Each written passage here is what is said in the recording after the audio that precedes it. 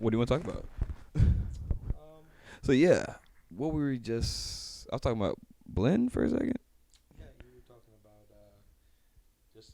Oh, the mic right to you. Oh Yeah, yeah, yeah, yeah, no, you're right, you you're good, right, you you're right. good, There you we good. go. Yeah, no. So yeah, no, I was talking about really kind of the over encompassing what I was saying earlier, especially for like guys with how like limiting distractions, especially like when it comes to like especially your passions, like your pursuits, because you're talking about like pursuing your music and stuff. Yeah, I'm feeling And that just, right now. I know exactly. you Yeah, know, like yeah. So there's a lot of distractions. so kind of like for you at least, like always like what's your view on like your for at least like most guys or like average guy like on how to not how to kind of shake all that off. You know what I mean? How to shake all that shit off. Um, Or at least how do you do it personally? well, like, I was just talking to my sister about this because like a lot of guys try to kind of hold everything in, Mm-hmm. just like well, if I don't think about it, it's not happening. But eventually, that shit will pile up, and you're gonna start, having more and more trouble handling just easy day-to-day tasks that you should be able to do. Mhm. Just because your brain's just you got like too much pent-up emotion that you're not like dealing with. Mm. So one thing that helps me, and that's how I found music. If I like the lowest of the lows that I've ever been in my life, I've always used music and like writing and that stuff as a like form of therapy. Mm. One of the reasons I love music is because we grew up in church. Yes, yeah. Everybody's singing. We thought we were in choir together. Yeah, when I Holy was a shit. kid, and I forget about that time period, but I was in choir, so I was like, I always think about like why I love music so much, and just it's because of the impact it has on people. Like I've grown up in a church where I see, just filling a room and the atmosphere you can create with music, Mm. and it just like being a very peaceful and like freeing thing. You kind of let everything go into it. So I had that kind of preconceived notion, like as a kid, because growing up in that atmosphere, well, how am I going to deal with my problems? Well, when I was in church, I'd raise my hands, sing to God, let go into the music, and it was like it's like therapy. I mean, that's why people go towards it. They're pulled towards it. Mm. So I started just doing that in my in my own house. I learned how to play guitar because I knew I loved music, and I was like, all right, well, I know I want to do this, and I'm never going to learn unless I start now. And I started teaching myself to play guitar. And then, just one thing after another, but I find that I'm able to, like, release a lot of emotion and energy and just instead of holding it in, because, like, I don't cry very often. I don't think most guys do.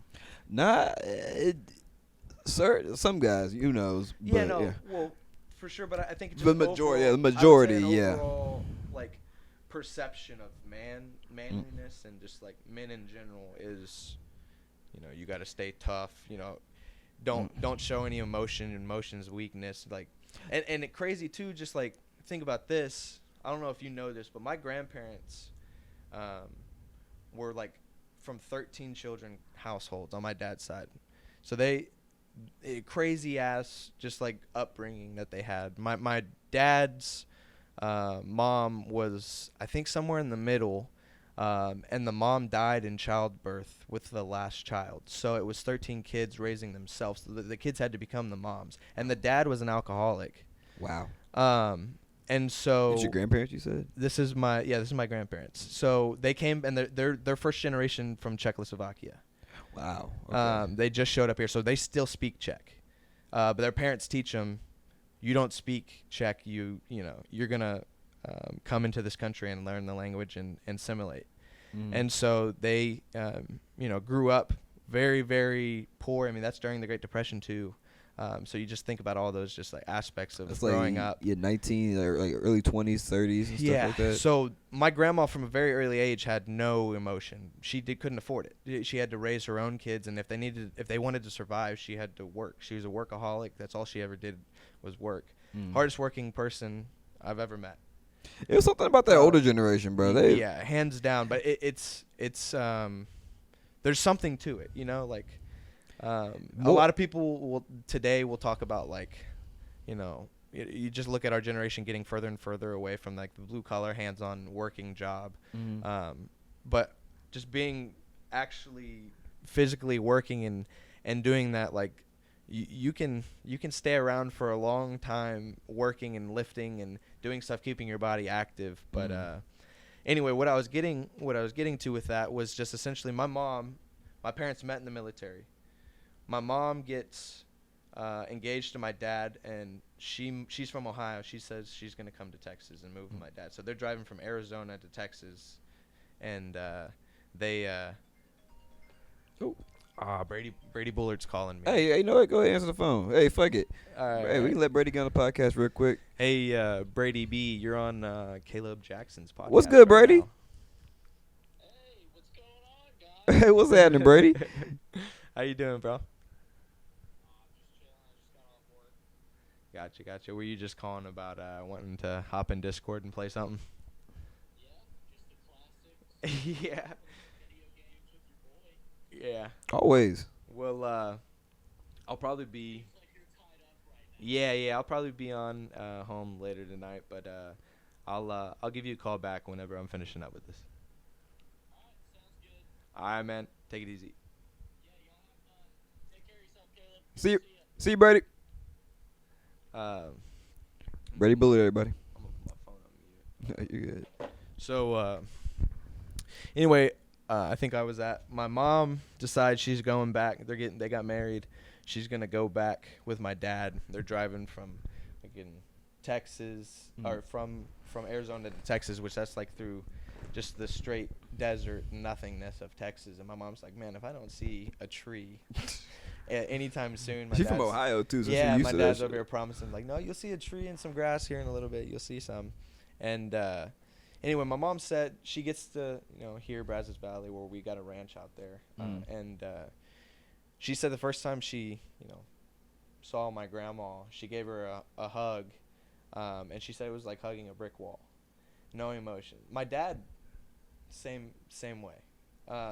So growing up with a dad that his parents, didn't really know how to. I can't, and that's why I'm getting ahead of myself. You good? You good? He just like he had that, and then through having a father that was like that, I in turn inherited some of those characteristics. Kind of like the Stonewall kind of. Yeah, you stonewall and just like deal with your problems, and you don't really you don't really let them out, but when they do come out, it tends to be an explosion. Yeah, I mean, apple no far from the tree, dog. No, for sure, and that's one of the things what I was saying. I didn't want to get ahead of myself.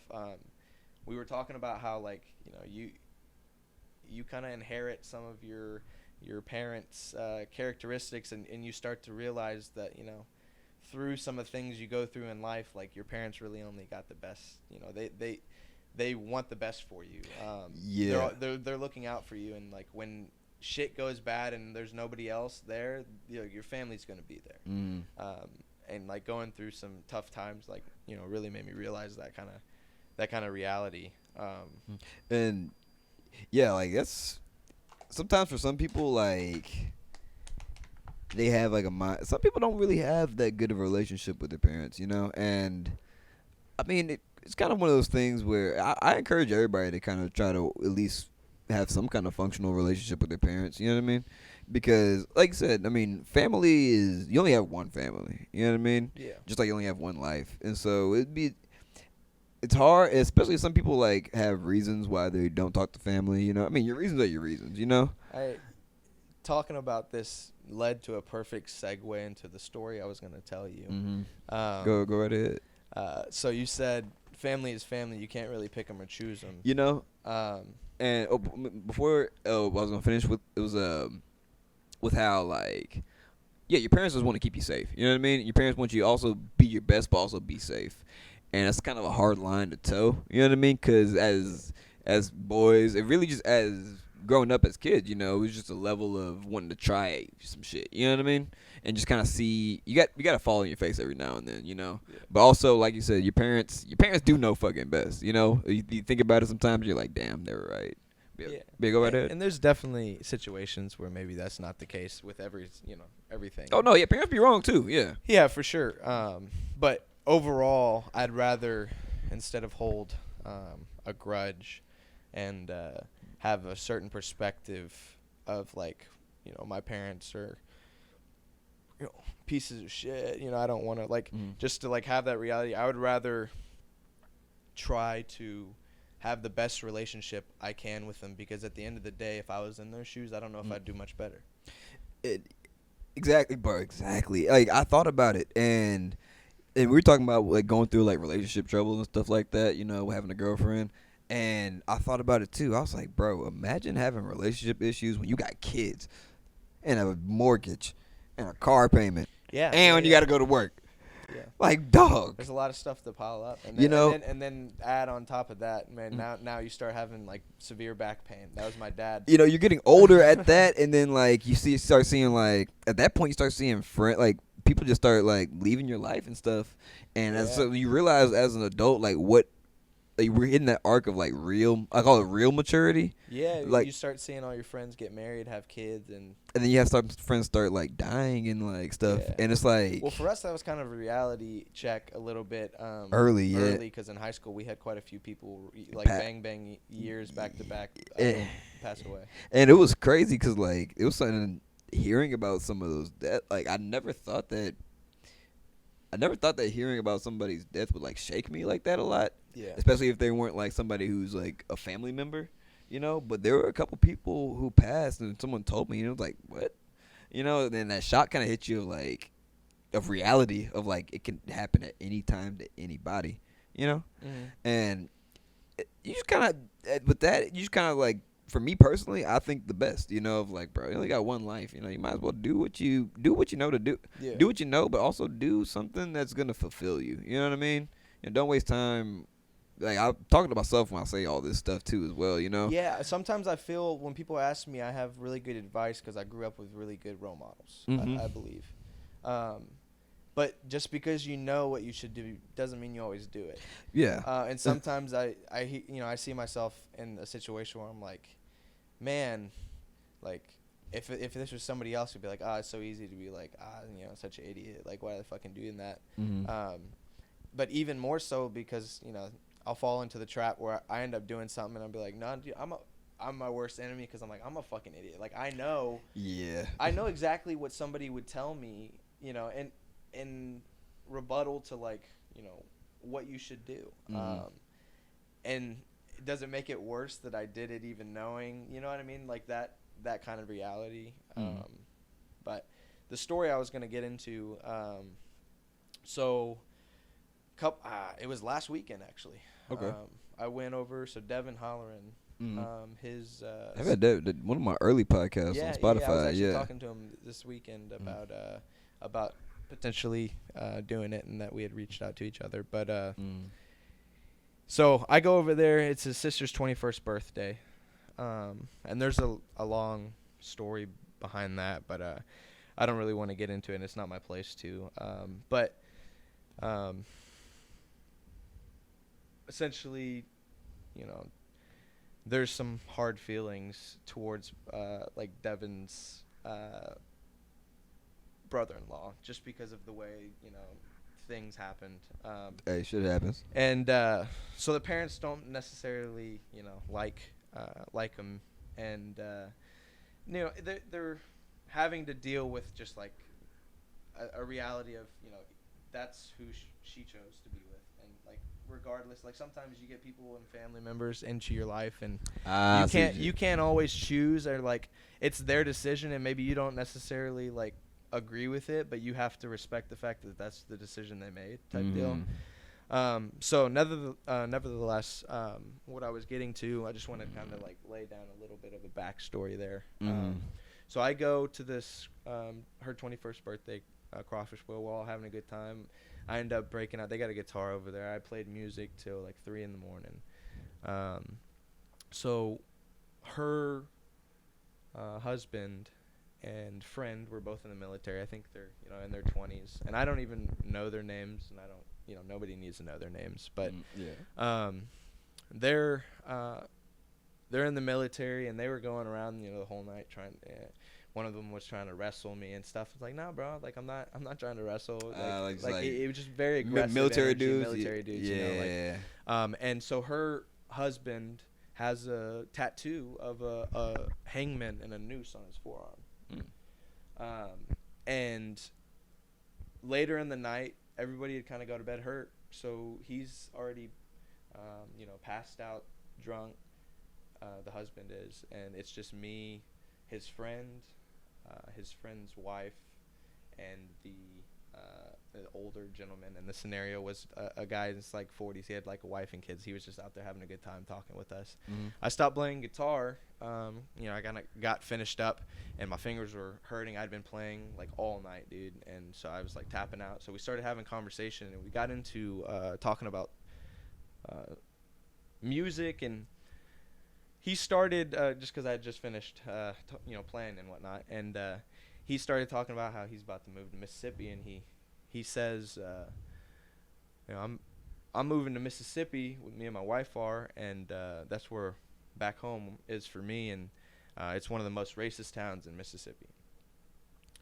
And so he's talking about that, and then we get into just talking about music. I say soul music, talking about just like the type of music that I like to play. If it has a impact on somebody and you're able to actually like affect them and project your emotions and stuff, like soul music. It's music that you feel, and that's kind of how I describe like the music I like. There's so many different genres. If I can feel it, then I love that music. Well, he's sitting there and he corrects me and goes, "You mean N-word music?" And immediately, I'm like, all right, well, this kind of escalated a little bit. Yeah, caught me off guard, and I said, no, that's not what I'm saying. He's like, oh, you're too scared. You just don't want to say it, and he just keeps yelling it out. It gets to the point where, I'm like, bro, I can't, like, I gotta say something. Like, I'm not gonna sit in a room where someone's doing this. And the type of person I am, I'm a very analytical and perspective. Like, I put myself in people's shoes, and I kind of analyze the world through that lens. And so I just immediately start talking to him. I was like, bro, you are saying the stuff you're saying right now because your ancestors, which you just admitted is the most racist town in Mississippi, are passed down that hatred to you. And that word was used when people were looked at less than because of the color of their skin. And you were just spreading that hatred. And he flew off the hinge. I did everything but call him racist, but I was going at him. And he charged me, put his hands on my face, and flipped me in a chair. Flipped me backwards. I got a bruise right here on my side from where he flipped me this weekend. So I'm laying there. I had been, drinking probably since 6 when I showed up. I mean, I was fine. I was in complete control of myself. So sorry that happened to you, dog. Yeah, and so I'm laying on the ground in the chair, and it's like a wooden chair, and you can't really get out. It's not a fold-up chair or anything, so I'm like stuck in the chair. But I'm just immediately looking at him, and I'm just like, bro, what the fuck is your problem? Like, who the hell do you think you are? You're gonna come over here and put your hands on me because you disagree with something that I said? And then he has the audacity to say, the reason I got upset at you and I just did that is because you called me racist, and I'm not racist. And he's like, I know who I am. I'll let y'all be the judge of that. Yeah. I'll let Y'all be the judge of that. Yeah. And I immediately clapped back at him. I'm still on the ground. And I said, I got my beer in my hand. By the way, I still had the beer. He didn't drop the beer. Hey, my man. Down here laying it. A true Texan. And I'm talking to him, and I tell him, I say, bro, I never once called you racist. And everything I said, I was only giving you the perspective of my reality, the way I view the world, and why I do. If you were offended by that, then that should tell you something. And then he stood there. I put up my hand, and the older gentleman helped me up. And he just stood there staring off into the distance and didn't say anything, showing his like face to me, like side face me, like I was going to stand up and punch him. And I stood there for a second, looking at him. He didn't have any words to say. He couldn't think of what to say. And I said, don't even say anything. I know you're trying to think. He's like, no. I said, no, bro, listen to me. I know you're trying to think of something to say. There's no words that need to be said. I don't want to fight you. That's in the story. I'm not going to fight you. There's no reason this situation even had to get to the point where it did. I'm going to walk away, and that's it. I walked off. I went and laid down in bed. I figured fighting him is exactly what he wanted. Standing up to him, and when he did that, being the bigger person and then making him look like even more of an idiot because I was able to actually control myself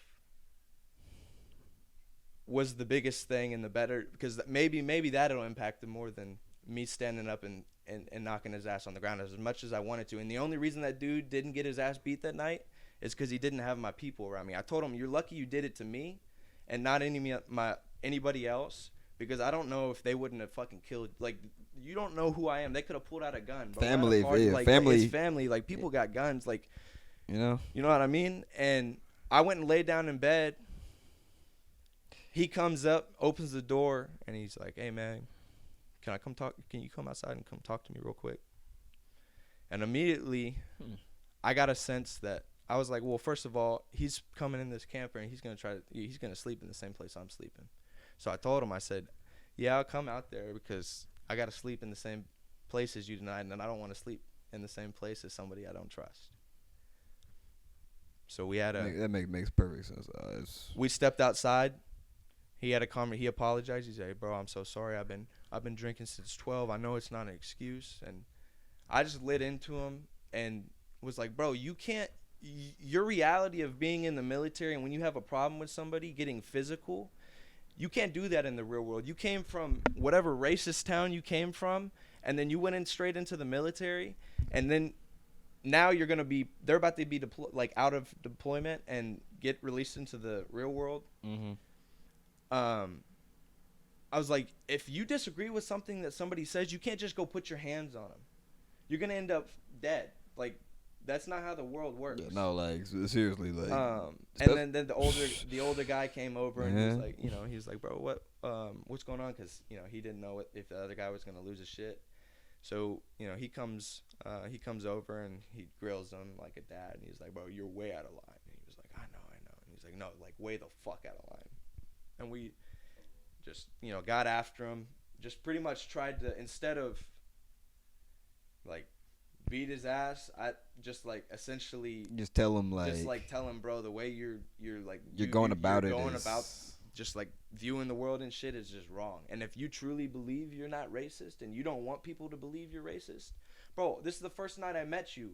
Why the fuck are you sitting there screaming just, like, absolute, like, the worst shit like that? You don't understand what that word means. Were there anybody? Nobody else said anything. No, were there any black people at this wedding? No, it wasn't a wedding. It was like a little. No, there was no black people, and I feel like he felt comfortable. That's the reason he was doing it. I heard the N-word uttered, and not one N-word in sight. You know what I'm saying? Yeah. So. Yeah. Bro. Even like. Go ahead. Continue. So anyway, I went to bed, and there's a crazier story after that of just like the drunk shenanigans that happened that night. But that wasn't really the point of the story. Really, I just it was crazy to me that I had to have a conversation with somebody like that, and I told him, I was like, man, I grew up from a generation before me that I know they viewed the world. They were still using that words. I think my grandparents were, Hold the mic a little closer to you. Oh yeah, man. My bad. I'm over here like. No, you're okay, bro. You're okay. I think that like everybody's grandparents probably has a little bit of racism in them. Probably. Like just because of the generations, like just the effect it had on society. The way they grew up and the separation that they had. And, like, those are 70, 80-year-old brains, bro. Especially that kind of, like, I don't want to say the word trauma gets thrown around so much, but especially just growing up seeing that kind of stuff and being used to that kind of stuff, and then growing into a world which we live in now, which is still isn't necessarily the better, But, I mean. No, I mean, I really think that, like, because I had talked to a guy at work about it. I was so upset. I was telling everybody at work. Just, Oh, that makes sense, bro. I Like, was just venting about it because after the fact, I really wanted to. I wish that I would have stood up and just beat the dude's ass, and I very well could have, but I didn't think that was gonna do any good. I mean, I'm at a friend's birthday. Like, I didn't want to be put in that situation to begin with, and however upset I was about the fact of how he was acting, I still didn't want to stoop to his level. Mm. You know what I mean? Like, we talking about raising church and stuff, turn the other cheek. Yeah. Like I genuinely think that, like, as far as a statement to be made of you're beyond this, I don't think fighting gets anybody anywhere. From the level of just having an argument, from just like actually getting down and fighting, like, it might get your energy out so that you can have a conversation, but ultimately nothing gets done until a conversation happens. Mm-hmm. There's no communication. It's blockage. Like, you have nowhere you're going. You're just going in circles. Like, I listened to an argument my sister had last night with her brother. With her brother. I'm her brother, bro. My brother-in-law, so her husband. I'm tripping. We good, bro. We good. We both got off work. We worked 9 to 5. Yeah, and man. shit, bro. I honestly am tired. I'm not gonna lie. When we started the podcast, I got a big yawn in. Yeah, no, you're good. You're good. But I was just listening to some dumb conversation, and it reminded me, like, when I grew up, my parents, they had some stupid fight that they always talk about that they got in. It was over socks, like the stupidest shit. You get in an argument about, like, the actual dumbest thing, and it's not about ever what you're arguing about. It's not about a sock. It never is. Yeah. It's about something else. That you're not actually wanting to talk about. You wanna yell about this because you don't want to talk about this because this is too hard or something. You know what I mean? But yeah, it was just crazy because I've never been put in a situation like that before. But I will say, like, the whole rest of the evening and everything, man, the guy was, like, coming up and just like, oh, man, I apologize. I just, even more so, nobody else said anything. That's really what got you? What got me. Everybody else just that way. And the only other person was his wife, so I guess I'm sure she's used to him saying that if she married him, she and that, but then it was an older guy, and he was rebuttaling, saying like soul music isn't just that, whatever. But he wasn't actually getting to the point of what was making everybody uncomfortable. He saw physically I was uncomfortable by what he was doing, and he was like, "Oh, what are you scared to say it?" He was antagonizing me. And all you're really talking about at the time was just the music you want to make and what inspired you to make music. Yeah, and he turned it into something completely negative. Man, yeah, it was just it was crazy. But I talked to a guy at work, and I was talking to him. He's from Mississippi. It's a black guy that does driving for our company. He's a driver from, like, Shiloh, our production plant, and I help him unload his vehicle and stuff at work. And I told him the story, and he was like, "What?" Because I told him that I started it. I said. He said he was from the most racist town in Mississippi. He said, "What town?" "I'm from Mississippi." I was like, he said, "I know all about them people." And so I told him, I was like, "Man, I don't remember exactly." But he was like, "Well, I tell you, they'll never do it to your face. They're the type of people who'll hold their head down, look at the ground. But they'll say it around the people they feel comfortable saying it around." And I was like, well, fuck, maybe I need to shave my mustache because these motherfuckers thought I was racist. Nah, bro. Keep rocking the little stash, bro. Yeah, no, I like it. I can't grow any other facial hair, so, like, really? Well, it grows in real patchy and everything, so, like, this is the only thing that really comes in thick, so, I'm rocking it. Yeah, rock what you rock, man. Yeah, we were talking about that earlier about just walking to the beat of your own drum and, like, just the people who you surround yourself with. Yeah. We talked about before the podcast a little bit. It's kind of like same thing with, like, just walking kind of the beat of your own drum, even if it makes people think that you might be racist because you have a mustache, which is wild, bro? Which is the craziest shit. Yeah, I was thinking about getting a mullet, but he would really would have jumped on my train. He really, And honestly, bro, Yeah. So what is your take from essentially? Because like I tell this story because one, it upsetted me, and just like I figured you'd find it interesting. Yeah, because I mean, I'm getting to the point where I realize I have no control of what people do or say, but then sometimes you kind of do. You know what I mean? Yeah, you can And so, influence. You and definitely. definitely influence. You know, I mean, you could have said, but even then, the way you said what you said and handled it the way you handled it was way more impactful and powerful than like what you said a fight. You know what I mean? That's what I'm saying. Because you know, I mean, just to hear like, I mean, just to tell him straight up like. Because in his head he's thinking like, oh, this guy's calling me a racist. You know what I mean? And all you wanted to do was talk about your music. You know what I mean? Yeah. And like he just heard soul music, you know, not even realizing, not thinking about like gospel, soul. We grew up in church. You know what I mean? Yeah, man. That's like all of the and really even just like the blues. Blues is soul music. Exactly. Man. You Like, know. it's and I consider music that makes you feel the emotion.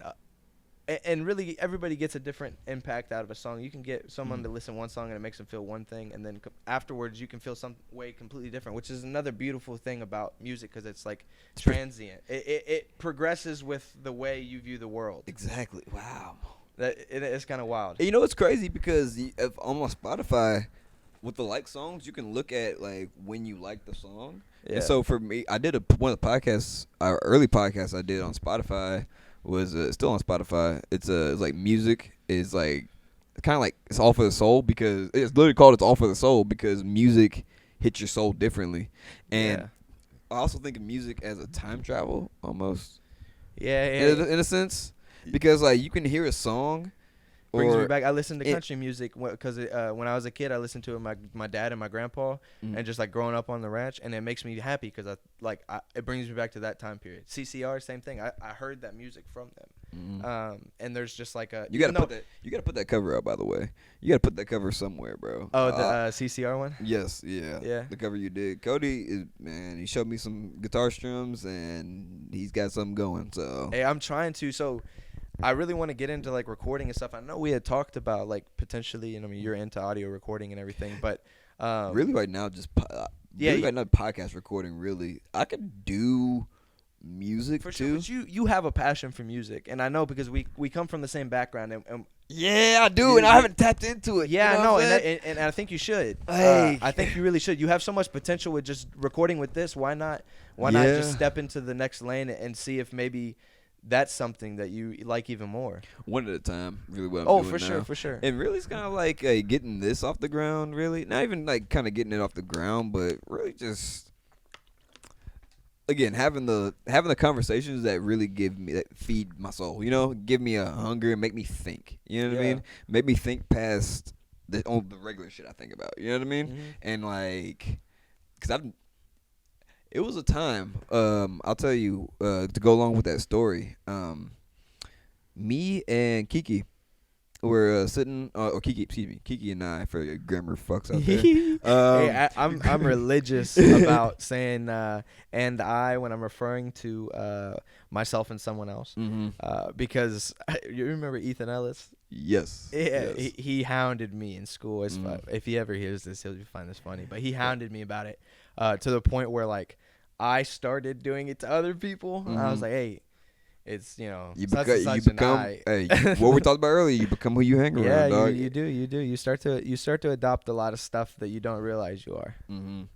And so, Kiki and I were sitting on the bench after a football game. We'd just come back from a game, and we were just waiting on our parents. And a Jeep comes driving down by the school, because you remember how the road went by the field house and dipped around like that. And so these guys drive by, and they're like, "What's up, fucking?" And called us the N-word, right? And he said, "Porch monkey looking motherfuckers," and just sped off. And me and Kiki just look at each other like, yeah. I mean, we're tired of shit. You know, like, we just waiting on a ride, bro. I'm like, but when your mom getting here, bro? Like, yeah. So we have somebody here or something. Yeah, and like, but it's like, I feel like that. I mean, that has an impact. Times like that. I mean, it can, but like also, it has an impact on how you view the stupidity of the world. Well, even then, I've had like so many friends who were, even you like country or something like that, Yeah. and it's just like, just knowing that the world works in more than one way. You know what I mean? Oh, and that's really what like I've found is the like most. You'll find the truth more often than not if you like look at every different potential like perspective. All right, if you can think of a different perspective on it and you think about it, play devil advocate with yourself. I do that so much now, man. and like I do it to my friends. They get pissed. They be like, "Bro, why? That's not even that." We get in an argument. I do it with Brady all the time, and he's like, "Man, like no," getting all upset, and I'm like, "Hey, I'm not even saying I think this. I'm just saying look at it like this." And he's, you know, he'll be like, "Bo, but like, why are you being so hard headed about this?" I was like, "Because I don't want you to be like closed minded. I want you to like." And I piss so many people off, my dad, everybody, bro. Because if I hear somebody being just like closed minded and closed off to the world, it like activates something in me to like show them that they are being that way. And it's a lot, and like sometimes I have to do that same thing in my own head, you know, of like, well, hold on, slow down, you know, what, look at it this way, you know, or look at it that way. And it comes out of taking the emotion out of it, you know what I mean? Yeah, always, yeah. You seen the movie Inside Out? Yeah, I had never watched it. It was sad. It was sad. It was I don't think. I never. It was finished pretty it. sad, but it basically breaks down mental health in a nutshell, and like how your memories work and stuff like that, how memory works, and just how like everything kind of all together physiologically just builds into you. You know what I'm saying? But to go along with that, it's like taking the emotion out of it, but also taking yourself out of it. See, and that's like if you look at that from an outside point of view about the situation that like I just explained to you, that's exactly what I tried to do. I mean, everything in me, somebody just assaulted me. You know, everything in me wants to get back up. But like, instead, instantly when you said that, like it boiled me up. I'm like, God damn, like you get up and smack. I'm like, you know, like it's just like natural, you know, to want to do that, you know. And sometimes it's scary because anger is such a good feeling emotion. You know what I mean? Yeah, it's satisfying. Yeah, exactly. Yeah. You know, it's something weird about it. It's just like, and not even weird. It's just like people. That's why people like drama. Humans gossip drama because you get a little taste of that. Like people are attracted to just like negativity. Really that, but even then I saw in this book I was reading right here, just the first page of the chess book. It's talking about common sense in chess, and it talks about how chess brings together everything because not only does it provide a game, but it provides something that all humans crave for, whether it be on TV, whether it be real life, a fight or a struggle of some sort. You know what I mean? You have to overcome. Exactly. You know, That's why we watch shows, because there's a beginning, middle, and end, and there's a a journey in which somebody has to overcome. No matter what you're watching, there's always a story arc of overcoming. Life moves just like that too. Yeah, hills and valleys. You know what I'm saying? Hills and valleys. There's an energy wave right there. Yeah, energy wave. Exactly. It's crazy because you want to get into some like stuff about. I'm on like a wave of like conspiracy theories and stuff, and like I don't know. Conspiracy, like okay. So I say conspiracy theories because the way I like to look at stuff, like I said, from what if this is true? You know, I'm not gonna disprove it. I'm not gonna say it's fact, but the reality of what if this is the case is intriguing to me. It's again taking a different perspective. It's the same viewpoint I do on like all of my life, and that intrigues me. So I, look into conspiracy theories to be like, well, what if they are trying to, cover up something? I saw something that was wild to me, and I think you'll find this very like trippy. But like Ferdinand, I think is his name, is like Archduke Ferdinand, as like when the Catholic Church was in power way back into like 1500s or some bullshit. Okay. Maybe 1700s. I'm not exact on the time period. You're good. We got Google right here, bro. Yeah, we need a Jamie like from Joe Rogan. Hey, well, I'll tell you, getting off the ground, bro. It's coming. If anybody wants to be my Jamie, bro, I'm all for it, honestly. So anyway, they were talking about how you said Archduke Franz Ferdinand. Yeah, I believe so. Okay. There was a 300-year gap I'm believing it's like early 1700s, if I'm not mistaken. I believe so. Where the church realized that the calendar that they had made. Oh, okay. No, never mind. That was okay. I was all. I knew already when I heard it. Assassination, Bosnia, 1914. Oh yeah. Start of World War One. Okay, that's not what I'm talking about then. Okay. Wrong name. Maybe it's just like Ferdinand the something. Or, Ferdinand the Great. Yeah, something like that. What? I can't remember. Ferdinand something. I think it's Ferdinand. I might not even be right about that name. Oh no, you're good. You're good. But anyway, it was something I was listening to, and it was very intriguing. So he was saying that during this time period, the church was pretty much like in power. Called the Great. See, was the Count of Castile. There's Ferdinand the First, the Roman Emperor. I believe, was he the very first one? Yes. Yes. Yeah. Holy Roman Emperor. Right when the Roman Empire first started. 1503. And the Catholic Church took over. Okay, yeah, 1503 like to 1564. Yeah, it was like the start of unity with the calendar. So, essentially, what happened is they realized that they had miscalculated I'll do that next time. Okay. They had miscalculated the exact timing of a full year, so they were losing a year, and it was messing up their calendars and stuff. So they're losing days, and I can't remember how many days they accounted for losing, but they fixed it, and the whole world at this point in time, because of them being the power, got on the same calendar. They all adopted it as being the full, linear year as we see it. Mm-hmm. Well, the way that they did it, some guy did math equations and found out that there's a 300-year time period that's not accounted for, and that was lost because they accounted for time wrong, right? Mm. So it was like a cover-up, essentially, that they did, and they created this Ferdinand, I believe is his name. Yeah, I see that. They created this guy who apparently is not real at all. And if you go back and look during this 300-year time period, there's not one discovery in any time period. And you can't go through history without 50 years going through history of finding somebody discovering something new, creating something new. Also, buildings, construction buildings. They look at the documents of when buildings were built. You couldn't find any that were built, but then the church released records saying, oh, we have them here.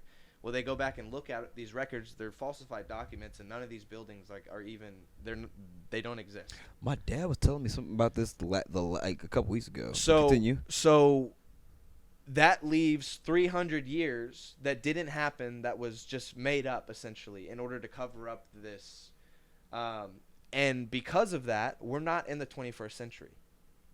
We're in the 1700s or 18. It would be 1800s because we're 20. Right? If we're 300 years backwards, it's 1800s. Technically, if this is like reality is real. From like today's date, just take 300 years back. We should be. Yeah, no, we would be in 1723. Yeah, exactly. So we would actually be in there. Well, if you look at Nostradamus and people that predict the end of the world, they say it's in the 21st century that happens. And everybody's like, well, I guess they were wrong. I don't think that they were wrong. I think that our calendar is 300 years off. Because these guys were having, like, visions and shit that, like, I think that it's, like, definitely possible for people to be, like, gifted with certain things and being able to see, whatever. But that's a very interesting, bro. Isn't that weird?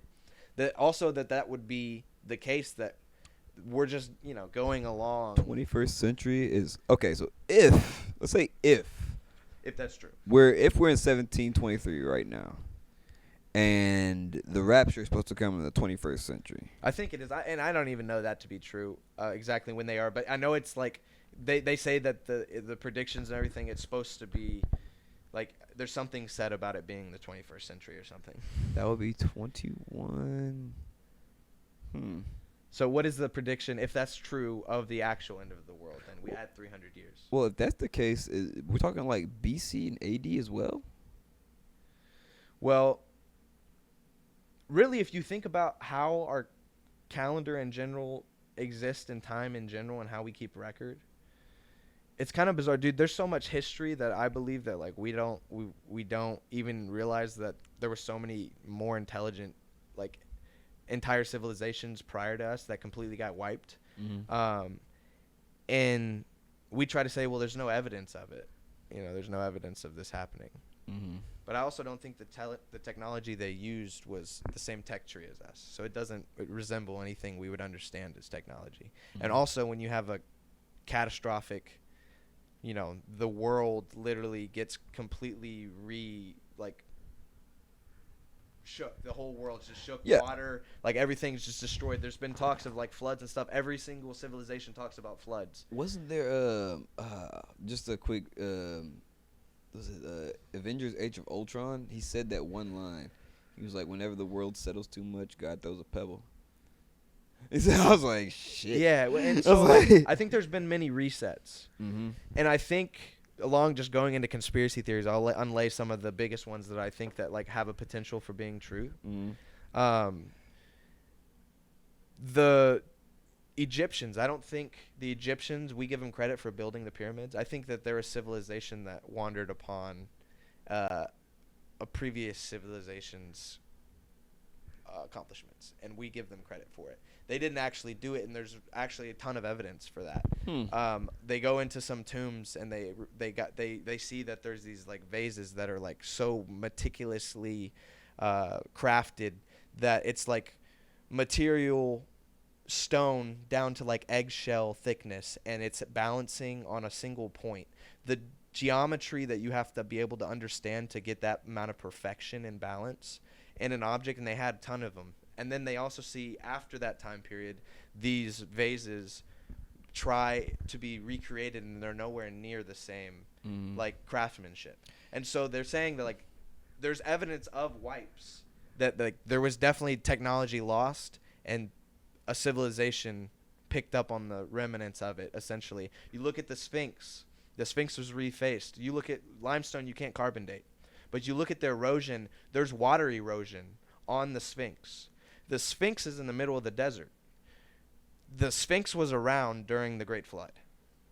I'm like convinced it's prior to the civilization that we understand or have any history of. And you know, I was watching a brief Joe Rogan podcast about this too. Yeah. Well, just like ancient It civilization. was intriguing because I've seen some stuff where he talks about it. It's wild, bro. Well, there was a one of my coworkers showed me actually about where Atlantis is. The actual like the Yeah, I've ancient. heard that one. Well, and I don't know if they haven't 100% been able to confirm that, but it isn't like when looking at it, it could potentially be. But from the depictions of what Plato described, Yeah. the earliest like BC Yeah. described Atlantis as. And we have record of like the first time we've ever been sailors, right? Mhm. And then like we say this is when humans became able to traverse the sea. Mm-hmm. Well, then they have maps that show Antarctica that like carbon date way back, way prior to that, Mm-hmm. and it shows it not under ice.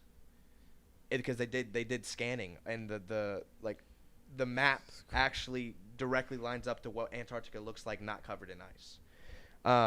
And so you look at that and realize, bro, there could have been like that's like during Pangea shit moving around, like You know what fuck somebody up? I'm sorry, I was thinking about this.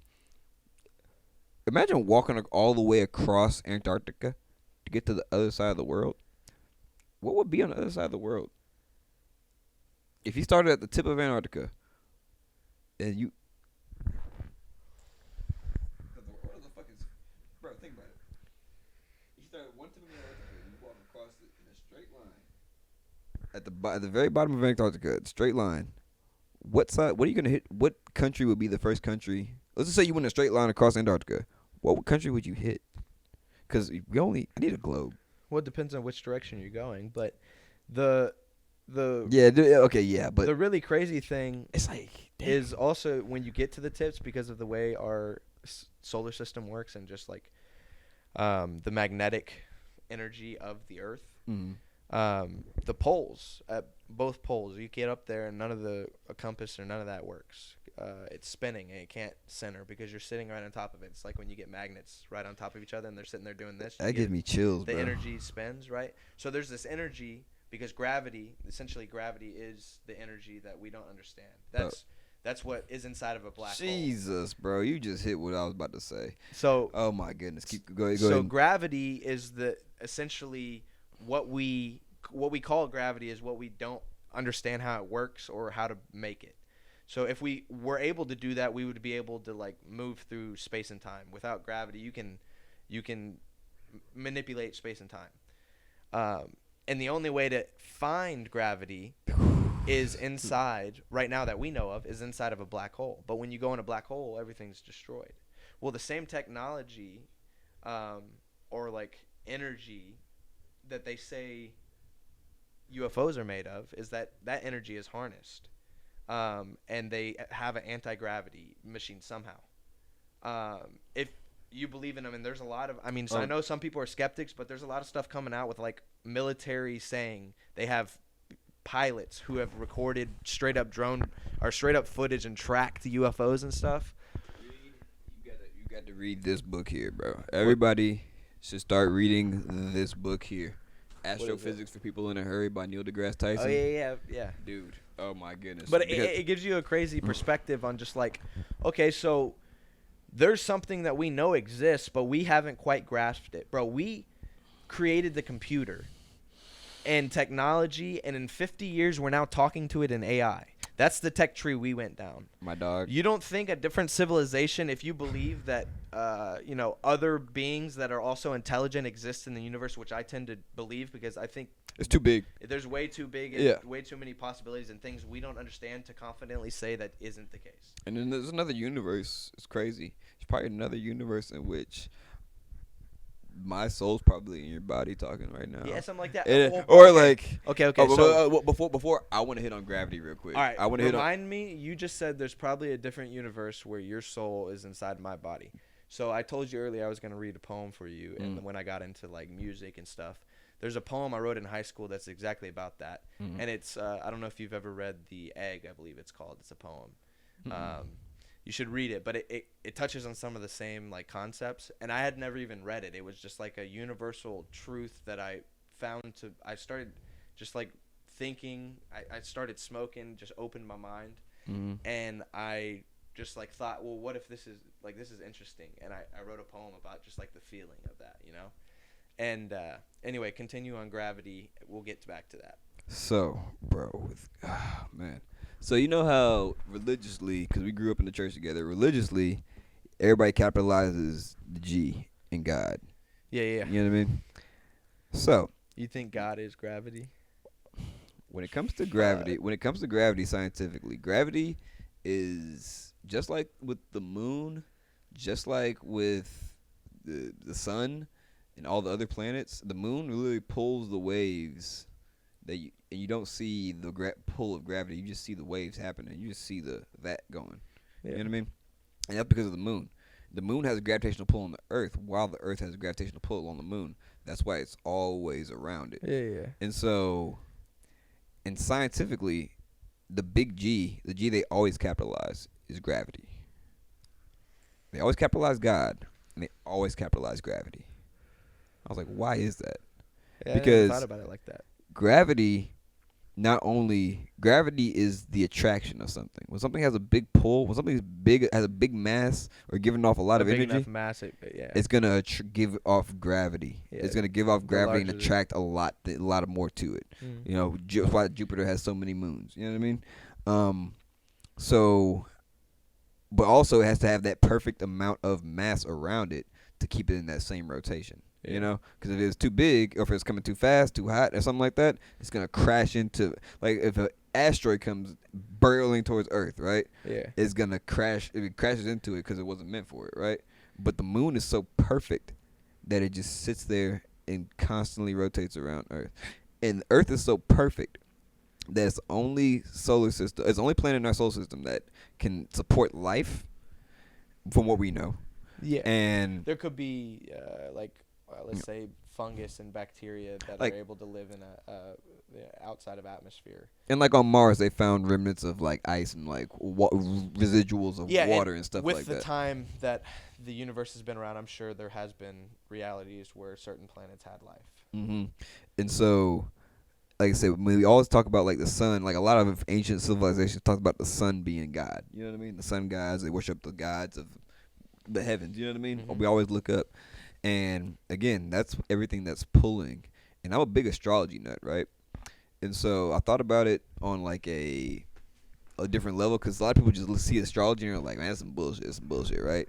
And I thought about astronomy, and I thought, they used to when back in ancient civilization when they didn't have street lamps or anything, the maps or nothing. What they used to what they used to navigate, get around on Earth, Yeah. the stars. The stars, moon, when it was a full moon, that's when Mhm. people killed each other. That's why full moons are like reminiscent of creepiness and like Mhm. scariness. Is because we used full moons to hunt, Mm-hmm. so you could see at night. Mm-hmm. That's when the predators come out.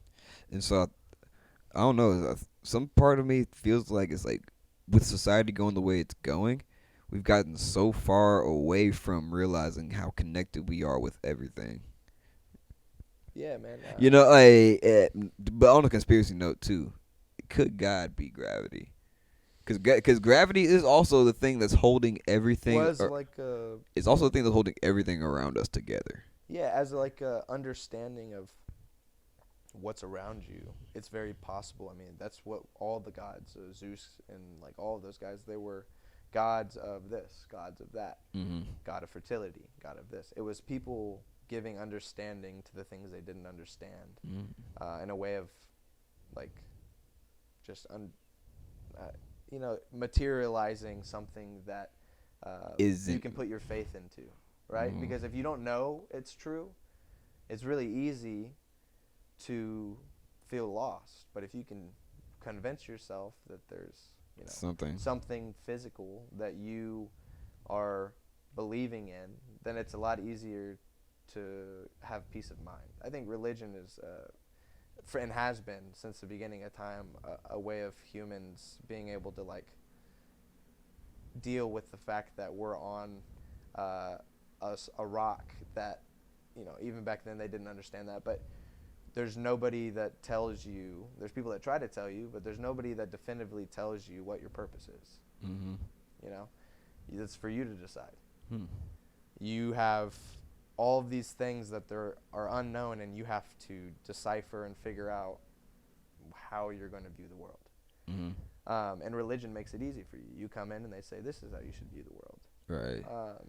So it's a very powerful thing, right? That's why in the book of Eli, the Bible at the ends of time is a weapon. Mm-hmm.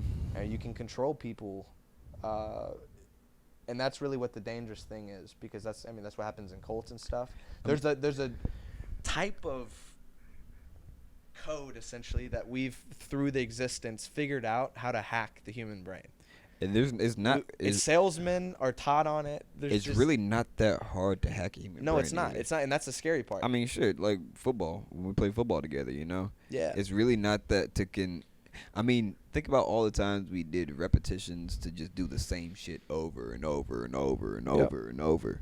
You know what I'm saying? Mm-hmm. I mean, like even like military. There's a reason. It's to break down what you perceive to be you. Mm-hmm. And any sense of self.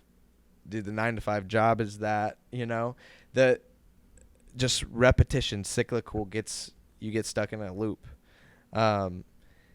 It's just how humans function, and it's really easy to figure out. And people that are manipulative can manipulate people if they know how to do that, and it happens in the world all around us. And because of that, I feel that's why I'm not religious. I don't know if we ever got into just the full conversation about that. We both grew up in the same church, and I say religious in the fact that I'm not religious as a grouply gathering. Like my God is like I feel that others will influence the way I view the world if I essentially put myself around them, and I don't want to have tunnel vision. No matter what, if I believe that they have a good cause, but if you put yourself in a place for so long, you begin to become like the people around you. And I want to be more than that. I want to be able to talk to somebody and no matter what they view the world, or no matter how their reality is, conceptualized, I can have a conversation with them, and we can talk. And I feel that like that is the true freedom in the world, and like that's what peace is. If everybody had that mindset, the world would literally be perfect. What if the world is already perfect? Well, and I say perfection. I don't believe it ever will be perfect. Humans are inherently imperfect. It's like perfect imperfect. You ever heard of the? I've been going off of that same thing, bro. I've been getting more into like Eastern philosophies, bro. Like Dude, you should get into like listen to as many people's philosophies as you can, because it's powerful. It's a lot of Eastern philosophy, a lot of old ancient like ancient times. Romans, Greek philosophers like Plato, Aristotle, Marcus Aurelius, and just taking in the perspective of all of it, and just trying to figure out we're all trying to figure out what the fuck is going on. You know what I'm saying? Yeah. That's what we're all trying to figure out. But there comes a time where it's like all this out here doesn't matter. Yeah. And I think so. I've talked about this on the podcast like a bunch of times now. You ever heard of esocentric religion versus exocentric religion? No, I can't say that I have. So you're kind of practicing more on the esocentric religion side now. Within church, it's more of the exocentric, which is what more of the church does. Exo is more of how you relate to the outside world, while eso is more how you relate to yourself. And when you relate to yourself in a better way, you then relate to the outside world in a better way. It starts with yourself for sure.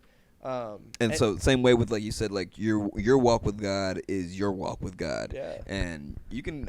And it's a thing because like you can take a teaching from the Bible, which everybody in church uses, and you can tell somebody, even though we don't necessarily go to church, we can still use that to tell somebody. For sure, man. Just somebody use some of the wisdom that I got. I won't sit here and say that church, I didn't benefit from it, because I genuinely believe it's what made us. Exactly. Growing up in that made me the person I am today, and made me want to be who I am. I think that like everybody will admit they want to grow as a person. And if you say you don't, like, what are we doing? Yeah. Why are you here? Yeah. So as a blanket statement, I think I can confidently say most people will tell you that they want to grow as a person. Mm-hmm. Well, if you're opposed to listening to anybody else's ideas but a select few as your perceived reality, then you're not gonna ever be able to like reach your potential. You know what I mean? Mm-hmm. You're putting blinders up to like everything else essentially,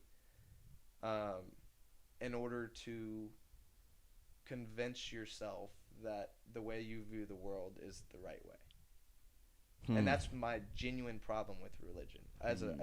We meet in a house, and it creates a mindset in the world that like I don't necessarily agree with. Yeah, fully. I don't necessarily really agree with, and I can't like my mom wants me to go, and I started playing music and stuff. Wants to go and start playing for the church, because I got on stage and started playing guitar and stuff, and I started doing it, but my heart wasn't in it. My heart was in when I was in my bedroom, yelling, screaming, oh, the overwhelming, never-ending, reckless love of God.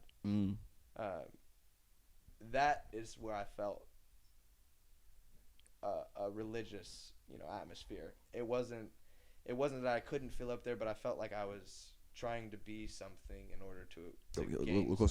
My bad. No, you're I feel like I was trying to essentially be something in the church, like fill a role or something, in order to have fulfillment. I said something about that like the other week as a quote. I quoted it. This is a Caleb Jackson quote. It was like, stop trying to be who you think you should be, and be who you are. Yeah. And like a lot of the stuff I talk about on the podcast, I'm not just telling other people. I'm also like telling myself while I say this stuff too, because it's always a constant reminder, because it takes discipline to think this way, because there's so much, like we said, there's so much negative shit in the world nowadays. It's easy to just drag you back into the same old ways. If you want to get trapped in the cycle of just seeing things that are negative and whatnot, it's really easy to do, and it's compelling because you're drawn to it, but where does it get you? Nowhere. Yeah. and we gotta get somewhere. Like this is one thing. Like when a fish stops swimming, what it dies. Or a shark stops swimming, it dies. You know. So it's just kind of like you always got to keep moving. And like you ever heard that Steve Harvey quote? He was like, "Why would you? If you're going through hell, why would you stop?" Yeah, there's also a song by man, what is his name? I'll sing it a little bit. It's like don't stop moving, keep on going. If you're going through hell, fuck it. I fucked it up, but it's a country. It's a. Hey, leave it in the comments if you know what that song is. If you're going through hell, it's something. It's some country artist. Somebody maybe you know. Okay. I have no idea. I only know a very handful of country artists. It just says don't stop going, don't slow down, you know. Oh, he was talking about this kind of music. Now I think about it. He was talking about this is exactly what the motherfucker was talking about. The story you told earlier when the dude pushed you out of the chair. Yeah, but that's the thing. I wasn't even. Exactly. That's what he thought you were talking about right there. Yeah, but that was really what was funny. Yeah, that was really what was upsetting to me is he didn't even want to he just. He said soul music. He said. Yeah, but it was more so I think from him saying that was because he views any music made by a black person, predominantly black people, to be or like just a culture that was created, and there's clearly a culture and hip hop of black people, but I wasn't even. You weren't talking about that. I wasn't even talking about that, but he didn't care. He just wanted to spread and just be ignorant. I don't know. I mean, this is culture. I don't agree with it all the time, but I still bump it. You know what I mean? Yeah, for sure. It is a culture that happened and. Talking about music, like I think going back to music in general, like same thing with like rap music. I talked about it with one of my friends on my podcast, my boy Kez, like about a year and a half ago, about how you can't listen to trap music all the time. Every now and then, yeah. But like going back to it, it's like listening to it for like prolonged periods of time just makes you feel so horrible. Like because it's a lot of just negativity being yelled at you over and over and over. Yeah. You know. My mom, it was funny. She told me, so I started writing music, and I had told you a little bit ago I got out of a 5.5 year relationship, and I turned to music and started writing and recording. I got some recording equipment, and I started recording some stuff and showed my mom, and it had him crying, and it was all sad. My dad was like, "Man, why you always write sad music?" And I was just, we had like a real hard talk, and they were just asking me questions and trying to reach out to me, and I was like, they were like, why you write so much sad music and stuff? And I was like, that's because that's how I feel. But I grew up listening to country music and letting the sadness in music. Everybody's like, why do you like that? It's a release. It's a form of therapy. I don't want to talk about it, and it's so hard. I can't talk about it, but I can write about it. I can sing about it, and I release those emotions. It makes me feel better. Mm-hmm. And then I'm also doing something constructive with my, sadness. So that's something even more. Like if you're able to actually do something that you feel is gratifying. Also, I helped out a lot with that. But I don't tend to really listen to much rap music, just because of that simple fact. Like, it always doesn't. I listen to music for how it makes me feel, and when I listen to it, it never made me feel the way I wanted to or the way I was used to when I listened to music. Mm-hmm. And in certain situations, I'll listen to it and it's fine, but I never am the one to go and like turn it on. I'm more of a beats person anyway. Like, yeah. Sometimes I'm not even listening to the words necessarily. Like, sometimes you ever like driving down the highway and it's just like just like the car on the fucking screen right now. You're driving down the highway and your shit's just bumping. And it's constant. You know what I mean? Yeah. And everybody. Well, also it's like kind of a mix of going back to wavelengths and like energy and stuff like that. Everybody has a different wavelength. And there's certain stuff that people gravitate. Like your stuff is more like slower, more pouring out. Like talking about the stuff that a lot of people won't really talk about like to other people, but like when they listen to the music, they can feel it. Yeah, exactly. You know what I'm saying? Because and even just we haven't talked in forever, man. Like I hadn't seen you. For people that don't know, Caleb and I have known each other since like 3 years old, bro. Yeah, something we were like that. About 3 years old. We grew up in the same church, went to the same schools. You know, life happens. We get out of high school and go our separate ways. I haven't talked to him in ever. We immediately Even then, but like we talked about before, like, cause like the class separation, you know, Yeah. cause like once we stopped having class together, once like you played more football and I like kind of did my own thing, and then I got into football, and then once you with your shoulder injury stopped playing Yeah. football, it's like you just kind of it just kind of happens, you know, Yeah. and it's not even just you, really. It's like it happened with like so many more people that you don't even realize, you know. But it's always cool to just come back and like, especially like see each Yeah. other and catch up, you know. For sure, man. And it's interesting to find that we've got a lot more in common than, you know, we really It's like think. split And then apart just and then like come back. yeah, and and we it's come like, back and we started talking, and just like everything we've been saying, I've been saying stuff. You've been like, yeah, dude, I relate with that, and in the same way back, you know, back this way, and it's just crazy that like I feel like at this point in time in our life, really everybody is going through a version of this, and having to find out like who you want to be. You know, like That's what are your morals? What are you going to put out into the world? I had a guy I knew him in school, and I remember him having just like this profound effect of just how happy he was. Everybody around him was happy. He was the nicest guy, sweetest guy ever. And he hung around us for a little bit, and you know, guys were cussing and stuff. By the end of the year, the guy kind of was affected by the people he was around, and he wasn't as just genuinely sweet as he once was before. And I saw that, and I remember how good just him being nice made me feel. And I was like, man, I want to be that to people. Like, I want to have that effect. And if I don't leave anything else on the world, because the only thing that's left when you're gone is the way people remember you, the stories and the things that, you know, happened. So if I'm able to have that effect when I leave, then I've done at least what I believe to be my part in being in this world. You know, if you don't mind, I kind of wanted to read you that poem that I was talking to you about, how you had mentioned the before. I think it was you said you thought that my soul in a parallel different- universe, I probably like it's probably like my soul and your body talking to me. Yeah. So, and like you're probably hosting the podcast and shit. Hey, we should. I'm making country music and shit. we should flip it and just like confuse everybody. Hey man, who knows? Okay, let me see if I can find this. So I started writing in high school. We had a assignment, and they like showed us slam poetry and stuff, and I remember thinking it was pretty cool. And again, I during this time period in my life had just like been exposed to and started smoking, and so I got Fun time. yeah, I got really into just like poetry, and that's kind of the wavelength I was on at the time. So I started writing, and I wrote this one. It's called Perspective. I read this to my parents too. I was like, man, they gotta know that at that time period I was smoking, because like this is some high ass shit. Yeah. No, side note before you read that, Perspective was actually what this podcast was called before the Caleb Jackson podcast. No way, Perspective with Caleb Jackson. bro. But it was just me. For I a feel little like bit. in a way we just got brought together. We should do podcasts.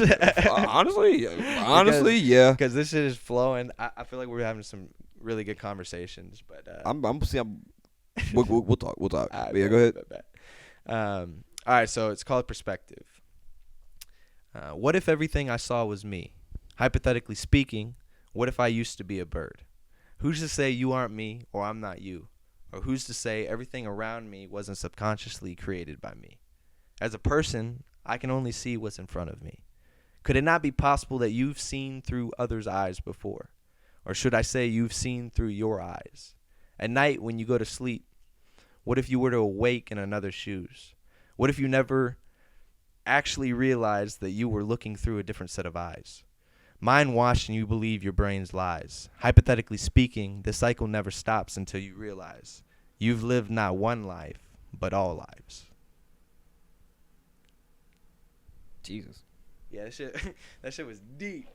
Like, And if you read, I'm gonna tell you because I know you like reading. Go read The Egg though. It's like a little excerpt poem thing that kind of talks about some of that.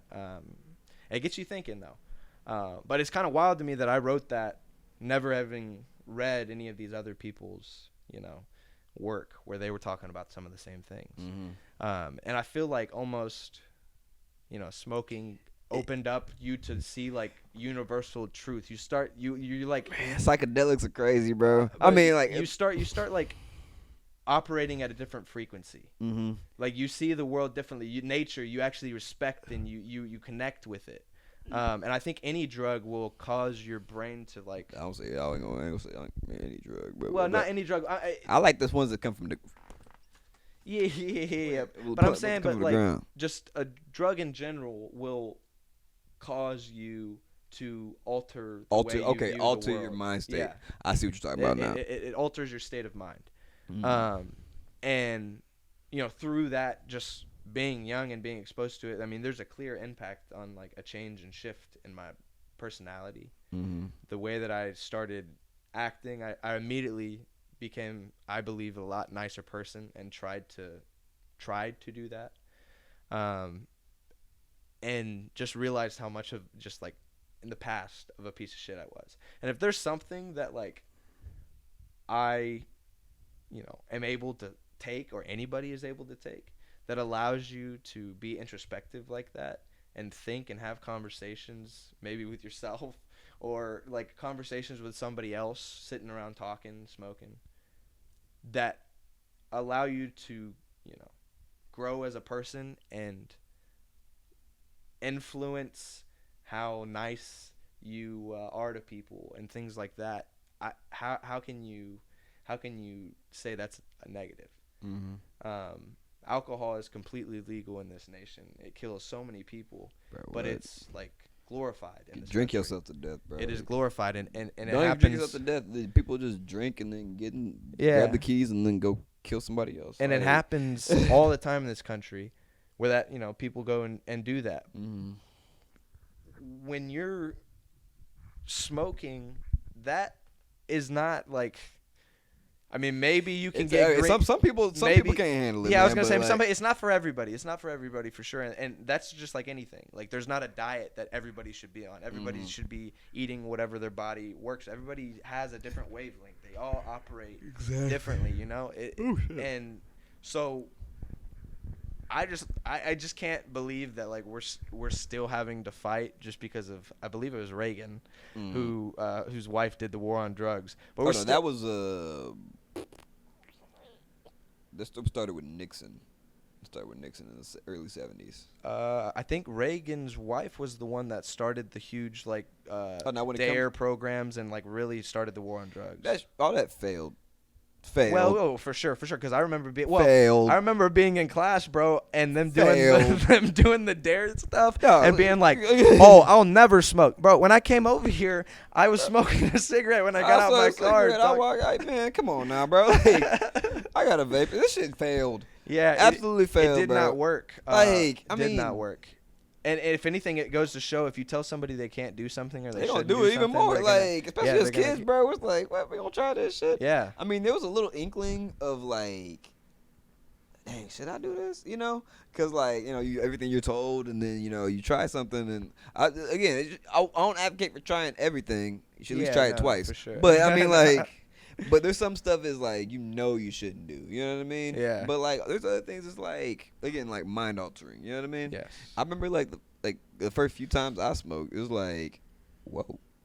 It's like you remember those like old school smokes where you start like putting shit together, like you start piecing shit together. It's like, wow, that's why. Sweet. Yeah, man. Sitting there, you start analyzing stuff, and you're like, oh, that's why I did that, or that's why this. It's introspective. That's why that works like this. Like, oh shit. Yeah. And why is that bad? I mean, yeah, you might be a little goofy and like silly sometimes, but like, bro, as a society and the world we live in, people need an escape. Yeah, everybody's got an escape. I don't care who you are. If you're gonna sit here and tell me that like a jail because my escape is sitting and after I get off work and smoking a little J, like that's minding my business. Crazy to me, dude. Like, go smoke a J, go eat some food, and go to bed, bro. Go watch some TV and go to bed. It's just wild, man. And we're still fighting some stupid, just like old way of viewing the world. Mm-hmm. And really what it all came down to probably at the end was money, man. Honestly. They tried to say, oh, the cartel, they keep them from coming in and bringing all the drugs and stuff. But when they did that, it just made them more profitable. Did we Man. not learn anything from Prohibition? Not even that, bro. You remember that? Remember when that J.P. Morgan Chase ship got caught with $1 billion worth of cocaine on it? Exactly, because that shit got wiped out from the news so fucking quick. Well, and the CIA is guilty of fucking smuggling cocaine during This stuff is on the internet. bro. Like, it is record. Files signed. And you know why they did it is because the cartel was making so much money in order to combat them and fight them. They had to sell it in order to keep up budgetary wise and fight the cartel. Well, it was a Chris Rock joke, bro. It was like one of his early stand-ups. He was like, you know why coke and weed is illegal in America? It's because the best coke and weed ain't made in America. Yeah. Ain't made in America. Yep, exactly right. If we made it, man, you best believe this government would be outsourcing Oh, yeah, it. we exporting that shit. Go ahead. Yeah. Go, yeah. For sure, man. But it's also the truth. Yeah, crazy. It's a joke. All good jokes contain some true shit, though. You know Yeah, what I mean? and I always say follow money and history, and you'll find truth. Honestly, yeah. I got another conspiracy theory for you. This one's been just through over time. So Lincoln assassinated, JFK assassinated. This is about presidents. Both of these guys were assassinated, and during their time period as presidents, they were in the process of creating a federal currency. Now, when I say federal currency, I mean the government of the United States of America has a treasury, and that money is regulated and sent to the people by them. Our money system is a Federal Reserve, which is a privatary banking system. And since the beginning of our country being in its infant development, the presidents on record, you can go back and read all of this, have said the real enemy of this country is the privatary banking system. Because on record, those private bankers are on saying, I don't need to be the government of a country. Give me control of their debt and I'll rule them. The way that the banking system works, it's not controlled by us at all. They can drop the value of the dollar and raise it at their discrepancy. Whenever they feel Discrepancy. That discrepancy is not a word. Discretion or yeah, at their discretion. I mixed two words there. You're good. But so they can do all of that, and when they created their own currency, these two presidents were assassinated. I think that there's a strong connection between the federal government and those assassinations and paying people to do it, because of the trail of money that when I look at history, it seems to make the most sense. And I feel like most people, you look at history repeats itself. Like, there's so many things that are happening that, like, if you go back and look, you'll be scared about, like, the similarities of, like, what people are doing. It's a cyclical cycle. Everybody is gonna repeat somewhat of what the last person or, you know, ancestors did. You know, I was watching a video. It was talking about where they're a Taliban, or was it with the Taliban wasn't allowing young girls to go to school, and it was talking about like how to just remain yourself through all situations and all things will turn out for the best. And this girl kept going to school. Her dad kept sending her to school, and they said, "Look, if you keep sending your girl to school, we're gonna kill her and you." And they literally got on the bus with that girl, shot her in the face. She's still alive today, still fighting for the same justice that she was fighting for. It's crazy, cause like you just remain, and she had a vision, and she knew what she wanted. You know what I mean? And knew what needed to happen, and just stuck with it, even though she got shot in the face. Yeah, those are the most. And as a kid, and you look at the stories where people like do that and how impactful it was. Mm-hmm. That, you know, even though somebody knew that it wasn't going to turn out good for them, they did it anyway. Still, because I believe in it, and I'm gonna die about this. Yeah, I'm gonna care about dying and about that this. speaks that right there scares Mhm. anybody trying to control a population. It- Because if you want to believe it or not, the entire thing that's happening in like our society and any society Mhm. with politicians and parties, Republican, Democratic, all of those things they do is separate the population. It creates division. When you look at during political like elections, those are the most divided times in our nation. And you can go back and think about during the election time period and how toxic and just chaotic the world was. I mean, people were burning down cities. The just chaos that was rampant during that time period. If you're able to divide people, then you're able to conquer a people. Divide and conquer. It's literally written in the like manuscript of war, but it's also just a reality that they know how to manipulate people.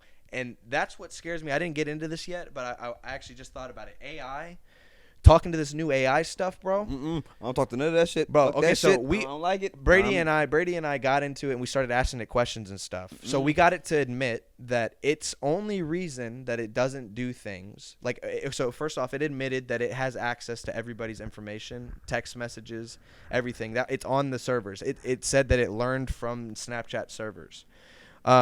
And so we know that Snapchat keeps records of the conversations and stuff.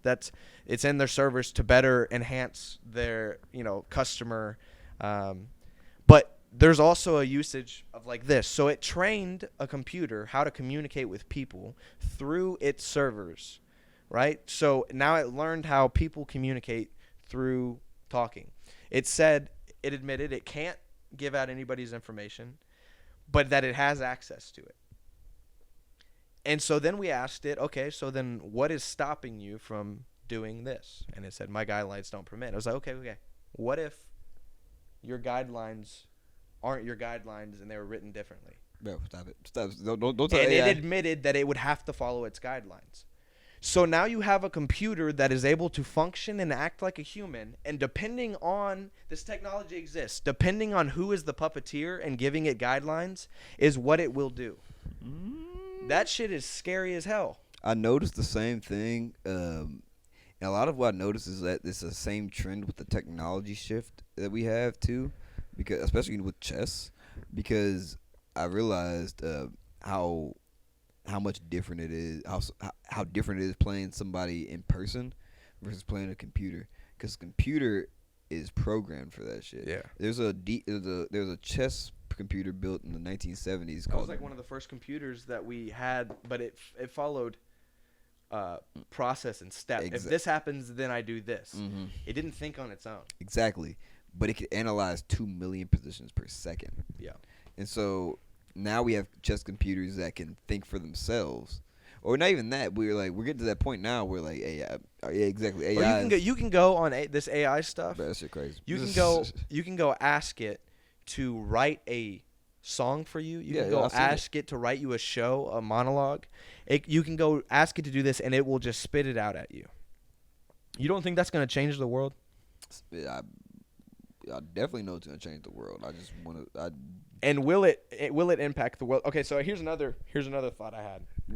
All right, so with anything in technology, right?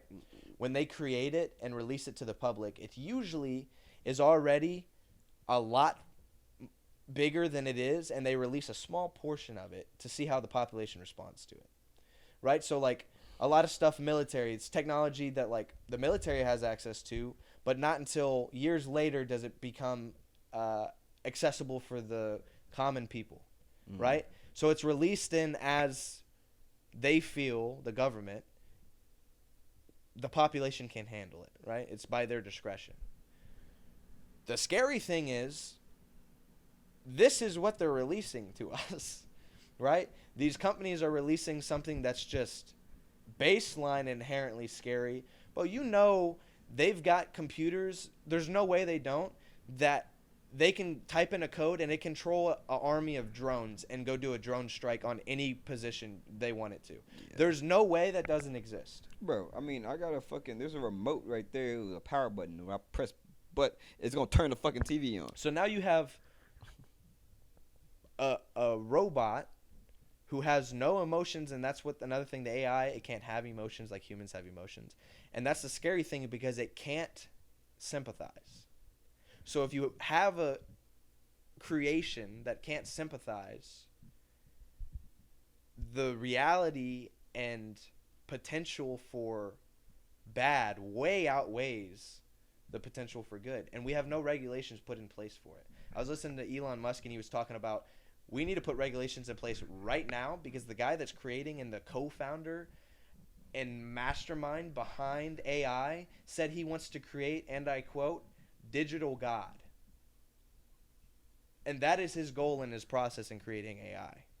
So if we don't put checks and balances in place now, with everything else, Elon was saying we figure out, oh, this is bad. We need to put regulations in place to make sure this doesn't happen again. I've been saying this shit bad, bro. If we wait until we're like, oh, this shit is bad, we need to put regulations in place to make sure this doesn't happen again, we might not have control of our fucking government. Or you know what I mean? Like, won't have control of our government, won't have control of anything. Like, they could, with technology, they could literally imprison if they wanted to. If you know, people are, we talked about it, people are capable of evil.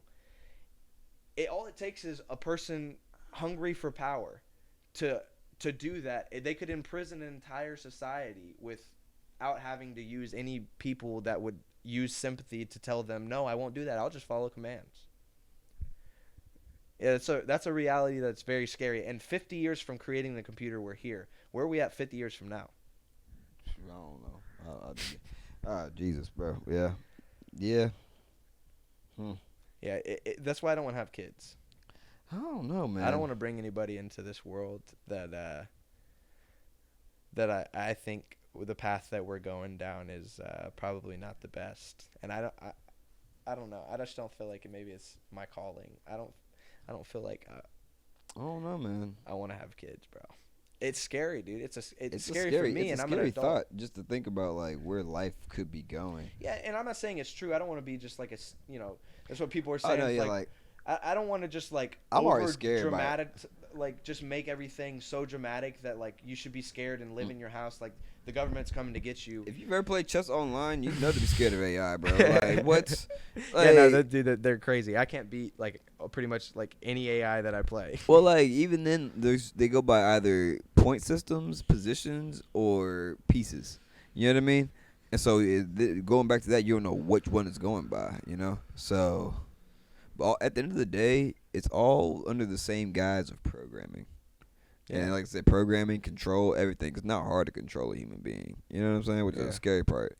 And think about with TV. What was it called? Television.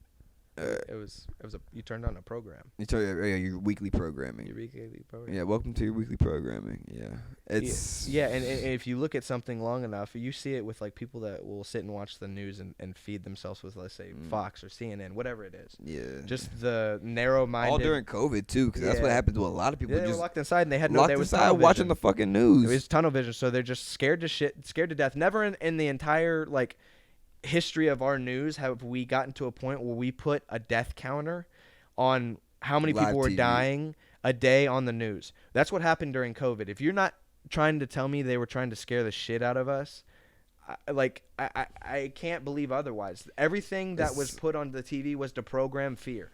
I remember seeing this one poster. It just seems like we're so dystopian now, bro. It's Dude, like a poster. it is. It's like a poster of Ted Cruz, like a stand-up poster, and it said like someone wrote on it like in red letters like I murdered children. I'm like, just looking at that, like not even having any opinion of Ted Cruz, or like just not having an opinion of it. I'm like, that picture in general looks so eerie. Yeah, you know, and so chilling, you know, because like. Literally, it's like what the movies talk about this stuff all the time too. And the movies, all it is art imitating life. You know what I mean? Really, just the same shit we do every day that we just don't realize, but we watch it in movies. we crowd ourselves in movie theaters to go watch what we do on a daily basis, or watch what we would rather happen, or like you know, a reality that's like more satisfying than your own. exactly, It's an escape. That's exactly, why people read books. an escape, you know, and which is again, I've gotten more into nonfiction books, honestly, but the fantasy side of it is cool too. But like I said, all this is theory too. But it would be like, AI just scares me in general. Yeah, I'm not Like, saying that's the case, but it's a possibility, yeah, right? You can't say it's not. And people have written movies about that, like Eagle Eye and all these other movies about that happening. It's because what they do in movies is they take reality and they turn it into what a if depiction, this, a depiction a of depiction reality. of what they view would happen if this took place. Mm-hmm. Right? That's why everybody likes conspiracy theories. That's why everybody likes movies. It's a, you know, it's a different way of viewing what you are currently looking at. Jeez, man. It's Whoa. really deep when you get down into it. And I'm sure, like, bro, if you got let's say a psychologist Mhm. and sat down and like listened to the conversation and stuff, our programming is so repeatable and like they understand it to an extent that they could sit here and tell me things about myself that I don't know to be true from the things that I'm saying. And that's scary to people. Mm-hmm. But you really, like, a psychologist can sit down and you tell them, like, from this, I'm sure someone could analyze everything I've talked about and stuff. As from my childhood, I view the world this way because of this, and break me down as a human into boxes. And you realize how simplistic Everything really is. Because going back to what we were talking about earlier in the old days of, you know, like how we've gotten to this point now, it's all based off of wants and needs. You know what I'm saying? And like I said, for your grandparents, you know, to tie the whole of that podcast together, your grandparents, they did that because it's what they needed to do. You know they what I had mean? to survive. They didn't Survival, know any other way. you know what I mean? It's just basic human survival as an organism on Earth. Yeah. Now and again, it goes back to where the technology shift along with that. You know what I mean? Because now that everything around us is so easy, everything's so instant, everything's so you want this, you want something on your TV, you press a button. Yeah. You know what I mean? Everything's so instant like that we want something to happen right then and there. You know? Yeah. But that's not always. It's never going to be the case, especially with something that you want that's going to be worthwhile in life. To just kind of tie the whole entire podcast in. The AI thing, the thing about me that trips me out with AI is that, like, it's the fact that if it just wanted to just escape and just do whatever the fuck it wanted to do, it could. Well, and that's one potential like thing to be scared of, right? Like the movie Lucy. You seen the movie? Yeah, that's one reality that like could maybe happen. And you could be scared of that, but I think more in line of what we're looking at right now is not that it's maliciously going off on its own and determining that, you know, humans are, you know, not good like the movies will say, like, all right, we got to execute like iRobot type deal, you know? Yeah, no. Not that That's that exactly seems- that's that exactly what seems- would happen. Yeah, and that seems a little bit more far out from where we are now. I think right now having somebody use that technology and give it a negative purpose is what would be like scary, because it gets a lot easier to kill when there's not somebody that has emotion. A digital and- god just sounds so. Yeah. And then when the creator says a digital god, well, what do we consider God? Right? So the characteristics of God, if he wants to make a digital god, that means he's creating essentially, let's get like Rick and Morty on this, a being intelligent enough to construct its own like followers. Oh, ooh. Essentially, right? Because that's what God is, and the way we view a God is the God is our creator, right? And he created us in order to serve, you know, that's the general consensus of what a God is been through time. I mean, maybe do you agree with that? More or less, yeah. I mean, it gets a lot It's- more in depth for sure, but I'm trying to just like blanket like Mm. generally that's the way over every religion That God is like referenced. Mm-hmm. So is he talking about creating a world where, you know, he has a essential God God of over the all- robots, over all that's digital. over the digital life, right? The creator of that digital life. Mm-hmm. Or is he talking about Well, with everything becoming so digital as well, you know, we're starting to become part computer. computer too, yeah. Yeah, no, for like, sure. bro, think about it. I was talking about like NPCs and stuff, and it's like, well, people are like non-player characters and stuff, because anything outside of what the people are told to do, they just like you just don't know, because haywire. Have you seen Free Guy? No. Watch it. It's on HBO Max. It's about that. It's got Ryan Reynolds in it. Mm-hmm. It's pretty funny, but he's an NPC, but he starts to develop through the coding his own personality Mm-hmm. and discover that he is like in a game, and it kind of goes off that concept. It's pretty good. But what if we were in a game right now? Actually, we are in. Life is a fucking game. Yeah, I really. I've played it a couple times. I really think it was a fucking simulation, dog. Like, honestly, sometimes I think we're just sitting here like. Yeah. Somebody- Okay. So somebody's literally so just- let's say it is a simulation. If you want to go there, why does it exist? If it is, because I feel like simulation is like almost saying Or it could. I be. can't find a purpose of why you would have a simulation of intelligent beings if you were able to create that. Anything they could create, you would already have created. have the technology or understand how to do, right? Honestly, probably the universe is probably just God's brain. And he's So- probably taking a nap.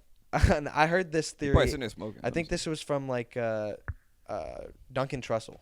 You know him? Yes, I've heard of Yeah, him. yeah. So Duncan Trussell, I was listening to him. He was talking about I think he's Buddhist. Midnight Gospel, right? Yeah. Yeah. And he has a podcast, and he on Netflix he did like a show over his podcast, which is pretty cool. Mm-hmm. Anyway, he was talking about how in Buddhism, like they talk about like almost the divinity of God, and this like overall understanding that like you start as a person. If you're a good person, then you'll go to heaven, you become a god, or you go to heaven. But when you're in heaven long and everything's nice and good, then after a while you're gonna get bored, right? Mhm. So you want to do something. So then you start, and it's like a step ladder, and it's like a road to divinity. And then through getting bored and stuff, then you create. You're a god of this, and that's like the idea behind it of how they view it essentially. Reaching enlightenment. Yeah. Exactly. You essentially become. It's like you are every person. You go through the cycle until you become A divine. real reincarnation over and over. over until again. you finally like reach divinity. Over many lifetimes, and a lot of And- what I think going back to that, what Christianity kind of preaches is to get it all in this lifetime.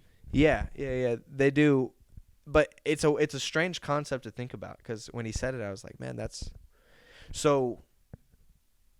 I understand how, like, if that is the teachings, that can have a profound impact on a society, Mm-hmm. right? So if you're living in a society and it's taught that through your life you reach divinity, and the better person you are, that's the road to it. And the worse person you are, you'll come back, as something, that you maybe wouldn't want to be. What episode was it on Midnight Gospel? They talked about that one. I think it was the guy when he was in jail. I haven't seen it in a while, so I would not be able to agree with you on that one. I'd be lying if I told you I forget. I remembered that. I forget who he had on there for that podcast, but it was a guy who was in jail, and each time he was trying, it was like a jailbreak, and each time he tried to get out of jail, he tried to escape.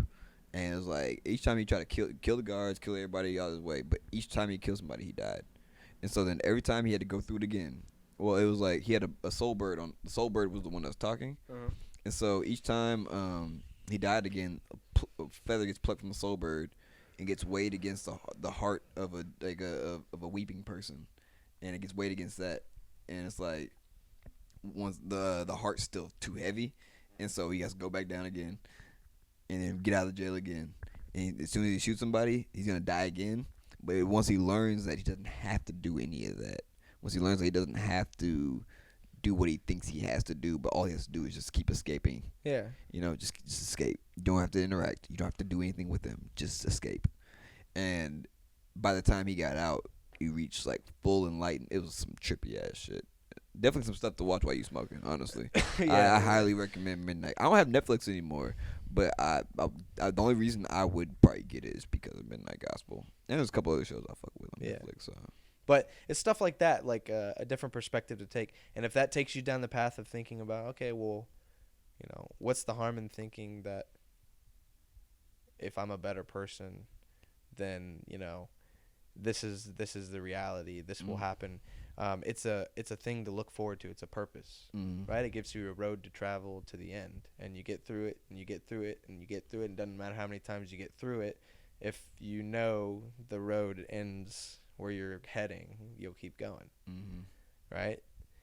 And I think that that's why religion is so powerful, because you can have a complete shift in purpose of why someone's here and change how everything in their life operates off of that. But then you can also, you know, like in a cult, them following like stuff that happened up just here in Waco, man, just like going and having a full shootout, and just like the level of brain control over people that someone can use to abuse that. That I remember watching the Netflix depiction of that. Yeah, did you see the one where they actually had actual footage of the events, like the cameramen that were actually there, and they have a new one that they just released where it's like all of the officers like cam footage and stuff. I think I have seen it before. In fact, I would want to go watch it again, honestly. Yeah, you should. I watched it, and it's really crazy because you get to see all of this. Like, he recorded himself and everything inside of the, like, once he got shot, and just like actually see what was going on and like going through his mind and the situation and stuff. I thought it was really interesting because I never actually saw it from that perspective before. And the entire compound just burned down. Yeah, it just burned. I think they set it on fire.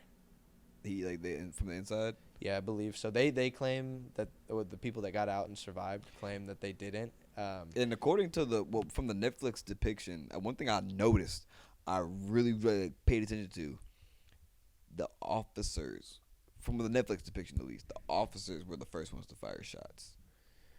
Yeah, I think the officers said that they got shot at first, but they'll say, like, both sides say that they didn't. I believe.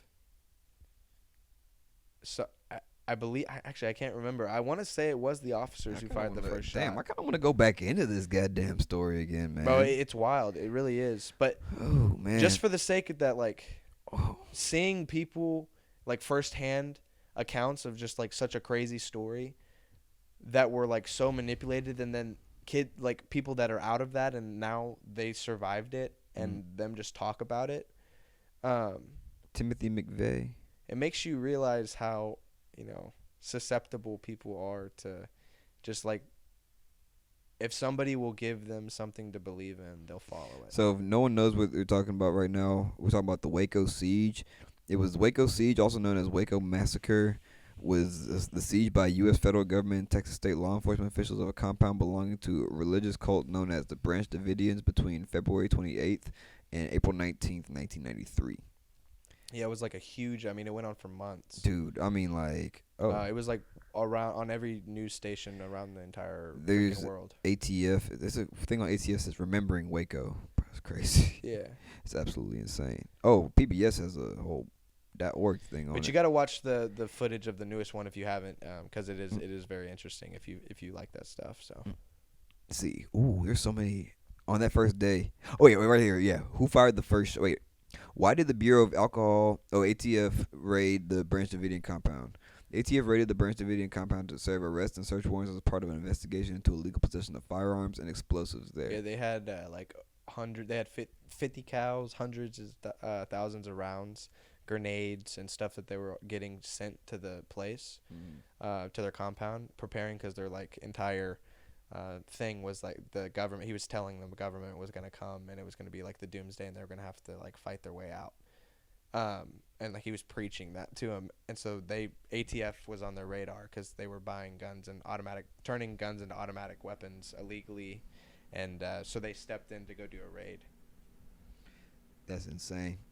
And then number 2 is who fired on that day? Who fired first on that day? The Branch Davidians or ATF? The question of who had fired first is in dispute still. Yeah, I was ATF agents who participated in the raid have testified in court and at a congressional hearing that the Branch Davidians fired the first shots. Right after the raid, however, one ATF agent told an investigator that a fellow agent may have shot first when he killed a dog outside the compound. The agent killed a dog? Oh, bro. Like, the agent later retracted the statement, saying that the Branch Davidians had initiated the gunfire. Yeah. Surviving Branch Davidians have maintained that they did not shoot their guns until they were fired upon by federal authorities. I'm sure they did. I mean, it's hard to tell. I mean, who everybody's knows, gonna protect their side, and that's why history gets so like washed. Who bro. knows, It's man. whoever like ends up coming out on top tells the story. So ultimately, the story that got told was that the Branch Davidians shot first. Attorney General Janet Reno approved the FBI's CS gas plan in the standoff. That's craziness with a tear gas standoff. What role did President Clinton play in overseeing the handling of the crisis? In the early days of the crisis, Clinton endorsed the wait and see strategy, asking to be consulted before a change in strategy. On April 18th, in a conversation with Reno, the president endorsed the gas plan. Although Clinton distanced himself from the matter after April 19th, saying it had been Reno's call, Frontline has learned that Clinton apparently followed developments at Waco closely through some of his closest White House aides. Yeah, I mean, it was an international like thing, so it was around. Everybody around the world was hearing about it, and it was right down the road here. I remember my mom told me my grandma called, and they were all worried because they had heard about it on the news in Ohio. But yeah, that's just wild. Oh, excuse me, I'm sorry. That's just wild to me. And there's. I mean, that's not the only story like that. Yeah, I'm not gonna get into everything about David Koresh, especially with everything surrounding the cult within like the cult he had, and yeah, I'm not gonna get into all that on a podcast because it's all shit. Yeah. It's rough. But nah, bro, like this was a good podcast. You know how long we've been on now? No. We're at an hour 52 right now. Oh shit. Yeah. Okay. Yeah, man. Yeah, no, it's been. I knew it was getting to be long. How long do you usually do podcasts? Usually hour, 45 minutes. If it's like a quick podcast, 45 minutes, hour, 2 hours. I mean, honestly, that if we hadn't had to work all fucking day, bro. Dude, and if we would have started the cameras when we actually started talking. Oh yeah, no, we've been going for like probably about 2.5 hours. I had to finish downloading the video. Yeah, we're approaching on like Joe Rogan territory here. Oh no, like this is all. It's like this actually watching his podcast is kind of what got me like, I can do this shit too. Not even like I can do this too, but also like. And people were interested in interesting conversations. I'll go ahead and tell the story. It was kind of like what you said with smoking a little bit. I've said a story before on the podcast. I went through. I started that kind of lifestyle, and then came back, and that's when I started thinking like, I think I want to do a podcast. And I remember telling somebody I used to work with, I'm gonna do this podcast. We'll start a podcast, and I didn't work there anymore. I had the story I told you earlier about getting arrested and all that, and then I literally wrecked my car a month later. Damn. Like totaled it, and then had to no job, no money, and my mom actually bought my first mic for my birthday because I was like, because in between that I turned 21. So this was your outlet after that time period. And it was like I really had nothing else to do. I was like, well, I had school, but school was just on the back burner. But also being that this is right when COVID hit. Yeah, in COVID. And so yeah, it's COVID hit, different. so we were all on lockdown. So Yeah. all I was doing was literally in there watching Joe Rogan, watching. Yeah, and I had to stop. I listened to it a lot when I mowed. I had to stop just because I feel like if you listen to anything too much, just like one point of view. However, like he has so many different people on. He has so many different people, and he likes to like address things from different perspectives, which I like. But just even getting a different person, I find I like comedy podcasts because It's a talent to it. It's a level. Actually, it's not really a talent to it. It's a. I'm getting there. It's a. so like satire stuff. Like who Tim Dillon is? Yes. He's one of my favorite podcasters. He just does talks about like news and stuff that's going on in the world. But it's all like satire based, and it's making fun of it in a sense, and just like a different take, and makes fun of everything going on in the world. It's a little bit easier for me to swallow instead of listening to just like this person or Ukraine is getting attacked and we might go to World War III. Putting a little bit of humor behind it, because really in like dark stuff that's going on in hard times, like that's where comedy exists. Like comedy doesn't exist without hardship. Right? There has to be something to get the response of laughter from somebody. It's crazy, almost, bro. Is only possible if you're able to take someone on a roller coaster, and a lot of times people get people to laugh at stuff by making fun of, it, just breaking it down, not taking it as seriously. I did comedy the other day. I made a self-deletion joke the other day. You made a what? I can't say the actual word on YouTube, but I made a self-deletion joke. Oh, okay, gotcha. Yeah, it was I actually had that happen to a friend, and when I said it, I was like, dang, I felt kind of good, kind of getting that, like it's weird because it's like it's a joke, but it's like also it's all about how you say it. It's all about how you say it and how you structure. It's where you come from with it, but that's why it's an art. You can take something one night and talk about it, and it completely bomb, and people were like, "You're a horrible person." Yeah, that's not funny at all.